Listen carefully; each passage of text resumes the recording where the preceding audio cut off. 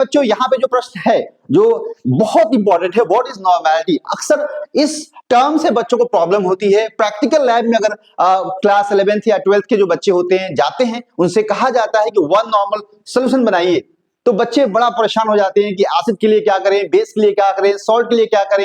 अगर redox reaction है तो वहां पे आपको नॉर्मल सोल्यूशन कैसे बनाना होगा।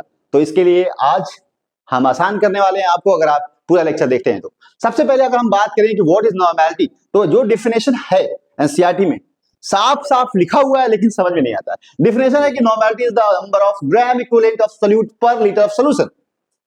समझ में आया? नहीं आया? ये बात समझ में आ रही है कि पर लीटर ऑफ सॉल्यूशन, तो वॉल्यूम तो लीटर में दे रहा है लेकिन ग्राम इक्विवेलेंट क्या है ये तो नहीं समझ में आ रहा है, लेकिन समझाएंगे इसको। यहां पे फॉर्मूला जो दिया है नॉर्मेलिटी का, इक्विवेलेंस अपॉन वॉल्यूम या gram equivalent of volume in litre. लेकिन बेटा इस चीज से सिर्फ काफी नहीं है, बच्चे इस चीज को देख के इतना नहीं कर पाते हैं। या gram equivalence, how to calculate equivalence या gram equivalence is the amount of a substance that react with और सप्लाई 1 मोल ऑफ चार्ज, जिसमें 1 मोल ऑफ हाइड्रोजन भी हो सकता है, 1 मोल ऑफ हाइड्रोक्साइड आयन भी हो सकता है, यहाँ 1 मोल ऑफ इलेक्ट्रॉन भी होता है। तो यहाँ पे बात समझ में आ रही है? चलो ये अगर नहीं समझ में आ रहा तो यहाँ समझो। Equivalence weight molar mass upon n factor होता है, ठीक है। इस फॉर्मूले को याद रखना, कर पाओगे फिर। वॉल्यूम लीटर में लेना है तो पता है, लेकिन जो इक्विवेलेंस वेट होता है या ग्राम इक्विवेलेंट होता है या इक्विवेलेंट होता है, हम इसको देख सकते हैं molar mass upon n factor. Molar mass तो पता है, एसिड का, बेस का, सॉल्ट का निकाल सकते हैं, लेकिन एन फैक्टर कैसे निकालेंगे? निकाल सकते हैं इसको भी। देखो एन फैक्टर कैसे निकालना है, एसिड के लिए, बेस के लिए, सॉल्ट के लिए, रिडॉक्स रिएक्शन के लिए। एसिड में आपको देखना है कि कितने ऐसे हाइड्रोजन जिसको रिप्लेस किया जा सकता है, वो वही नंबर होगा उसका आपका एन फैक्टर। अगर एसिड है, सल्फ्यूरिक एसिड है, तो वहां पे 2 ऐसे हाइड्रोजन है जिसको रिप्लेस कर सकते हो, रिप्लेसेबल हाइड्रोजन है, उसकी बेसिसिटी कितनी है? 2 है, इट मींस एन फैक्टर 2 हो जाएगा। बेस के लिए देखिए number of replaceable hydroxide ion देखना पड़ेगा, उसकी एसिडिटी देखनी पड़ेगी। तो यहाँ पे आपको पता है 1 हो जाएगा। अगर सोडियम पोटेशियम हाइड्रोक्साइड ले, सोडियम हाइड्रोक्साइड ले, तो रिप्लेसेबल जो हाइड्रोक्साइड आयन है वहां पे 1, तो एन फैक्टर यहाँ 1 हो जाएगा। सॉल्ट के लिए total number of positive negative देखना है। रिडॉक्स रिएक्शन नंबर ऑफ यहाँ पे इलेक्ट्रॉन्स ट्रांसफर, रिडॉक्स रिएक्शन जब होती है वहां पे आप पता है आदान प्रदान होता है, तो वहां पे कितने इलेक्ट्रॉन का आदान प्रदान हो रहा है, ट्रांसफर हो रहा है, आपको देखना है, वही उसका एन फैक्टर हो जाएगा। चलिए एग्जांपल समझते हैं।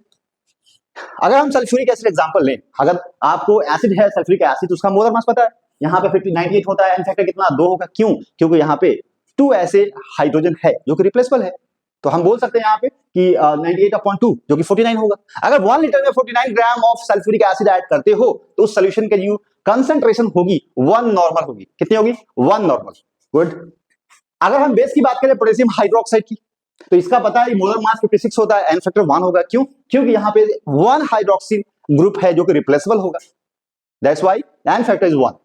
तो यहाँ पे आप लिख सकते हैं कि इक्विवेलेंट वेट कितना हो जाएगा? 56, वही नंबर होगा जो उसका मोलर मास होगा, क्योंकि एन फैक्टर 1 है, डिवाइड करोगे तो वही नंबर आएगा। अगर आप सॉल्ट्स के लिए देखें तो यहाँ पे total number of positive negative देखना है, तो कितना है? 2 है। मोलर मास 106 है, डिवाइड करो 2 से, इक्विवेलेंट वेट निकल के आएगा। 1 लीटर पानी में डाल दो उसको, उसकी मोलैरिटी निकल के आएगी कितनी? 1 molar solution of 1 normal solution of this salts. Redox reaction है पोटेशियम पर मैंगनीज का, तो अगर इसमें एसिड में ऐड कर रहे हो तो वहां पे जो ऑक्सीडेशन स्टेट की चेंज होती है, और यहाँ पे आपको निकल गया 31.6। अगर 1 लीटर पानी में इसको डालोगे तो कितना नॉर्मल सॉल्यूशन होगा? कमेंट बॉक्स में टाइप करो। चलो आगे समझो। दूसरी बात है कि अगर आप एसिड के लिए अगर देख रहे हो, जो मैंने फॉर्मूला बताया था कि जो नॉर्मेलिटी होती है एक्चुअली क्या होता है? मोलैरिटी इनटू एन फैक्टर होता है। ओके, इसको याद रखना है। कैसे? देखो, calculate the normality of 0.5 molar of sulphuric acid. Normality बतानी है इस सॉल्यूशन की, तो यहाँ पे क्या करना है कि जो बेसिसिटी है सल्फ्यूरिक एसिड की, एन फैक्टर कितना है? 2 है। आपको पता है क्योंकि 2 ऐसे हाइड्रोजन है जो कि रिप्लेसेबल होंगे, तो यहाँ पे एन फैक्टर 2 हो जाएगा। मोलैरिटी कितनी है पता है? 0.5 पे, तो यहाँ पे नॉर्मेलिटी कितनी हो जाएगी? 0.1 हो जाएगी। 1 नॉर्मल सॉल्यूशन ऑफ H2SO4 जिसकी मोलैरिटी 0.5 होगी। बात समझे?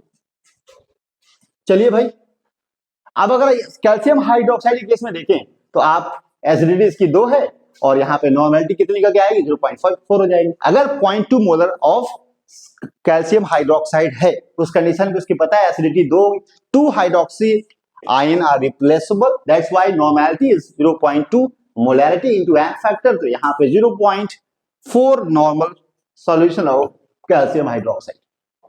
तो अगर आपको सवाल में पूछूं हाउ टू प्रिपेयर 0.1 नॉर्मल के सॉल्यूशन 100 ml में, तो आप आंसर क्या दोगे?